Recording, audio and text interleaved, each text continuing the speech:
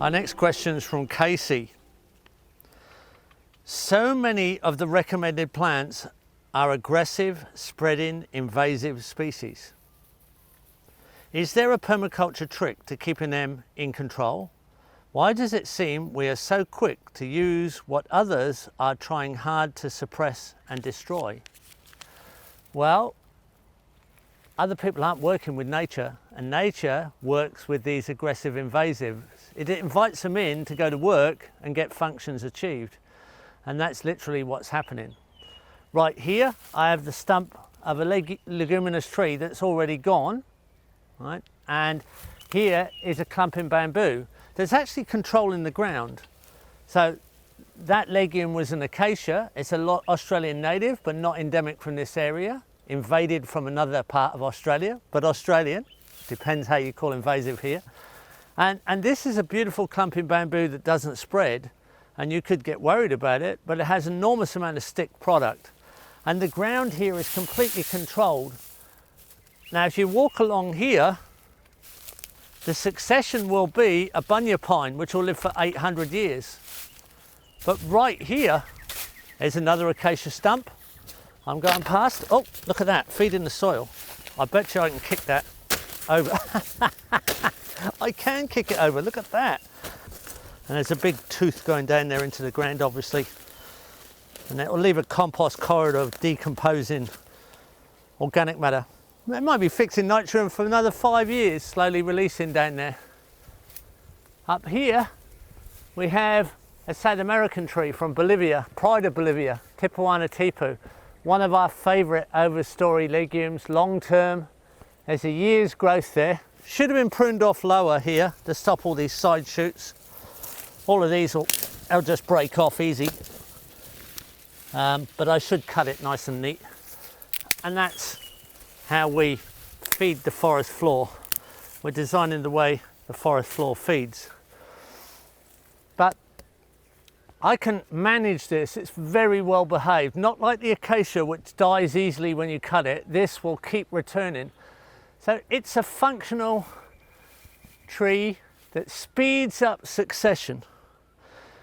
We compete with these things by speeding up succession, right? And speeding up the function of succession. So directing the energy of this fast carbon pathway towards the long-term bunya pine that will live for hundreds of years, or whatever long-term fruit tree. We're directing the fast, slow, super fast combinations of species that have different kinds of functions. The bamboo has a function, the acacia is a short-term function then gone. This is a long-term function, but if I want to kill it, I can just cut it off at the ground and not let it grow leaves. That kills any plant. All plants die if you don't let them grow leaves. Just here is a Leucaena. It's a medium-term legume, lives for about 10 to 15 years. Not short-term, not long-term, but medium-term. It's a 38% green leaf protein. It puts weight on cattle faster than any other green foliage. It's high in protein, high in nitrogen, very famous, and is a registered weed in a lot of places because it's so successful. We have a prejudice about success, so we attack everything that's successful, and when we don't understand how nature works, we start attacking nature's functions and actually accusing foreigners of not working with nature. How can something like this not work with nature?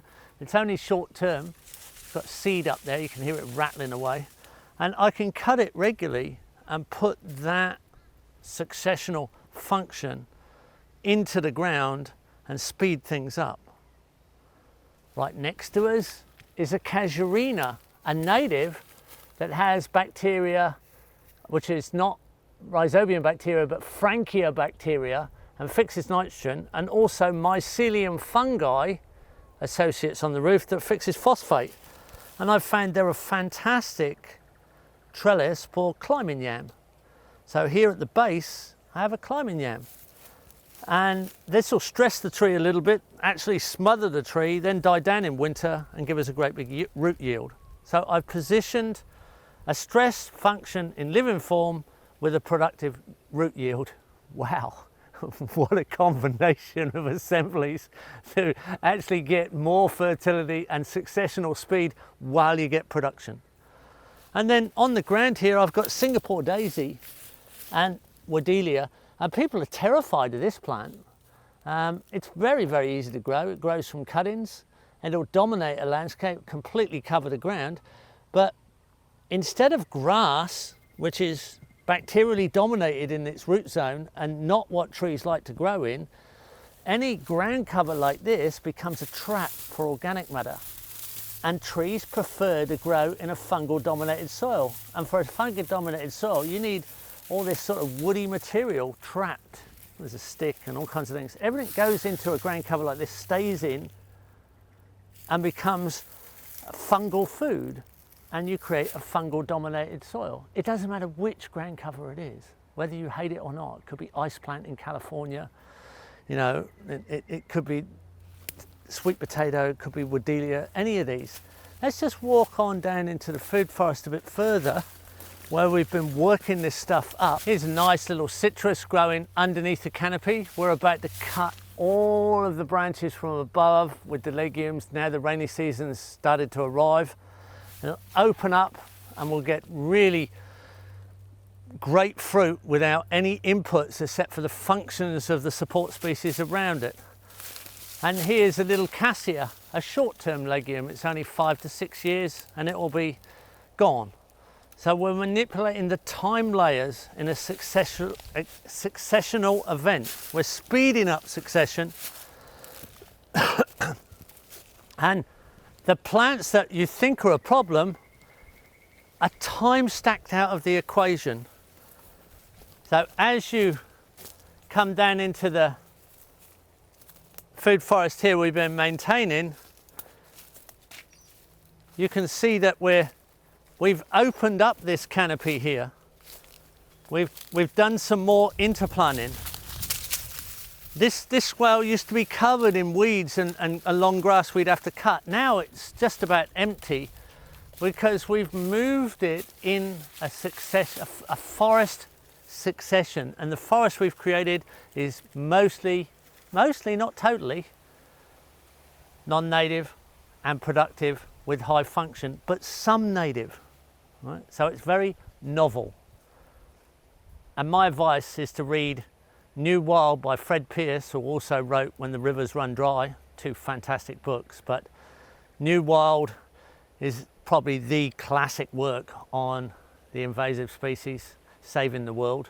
And Inheritors of Earth, I'll put the link in for you. I've got quite a few books on this subject. It's something I've read a lot about because it's something that's very, very interesting to me because I'm not prejudiced about biology. I'm not prejudiced about life. And I definitely don't think that I can improve on nature without very serious engagement of these valuable carbon pathways. I think we improve nature by including these incredibly high functioning plants in a way that we get the production potential. And that's the road to abundance.